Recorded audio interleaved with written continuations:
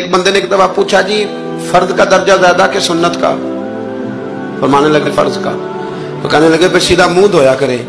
आप वुजू में पहले हाथ धोते हैं, फिर कुल्ली करते हैं, फिर नाक में पानी डालते हैं। तो मुंह फर्ज तो मुंह धोना है पहले, हाथ धोना भी वुजू में सुन्नत है, नाक में पानी डालना भी सुन्नत है, कुल्ली करना भी।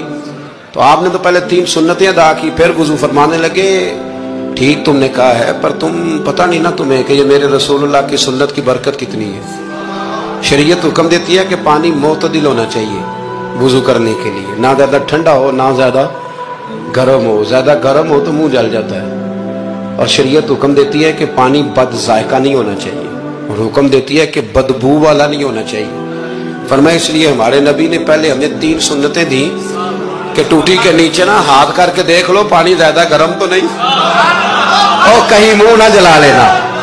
और फिर हमारे नबी ने हमें सुन्नत दे के बताया कि मुंह में डाल के देख लो बद जायका तो नहीं। फिर का नाक में डाल के देख लो कि इससे बू तो नहीं आती। फरमाया मुस्तफा ने कहा मेरी 3 सुन्नतें अदा करके अब चेहरे पे पानी डालोगे तो फर्ज अदा करने का मजा आ जाएगा।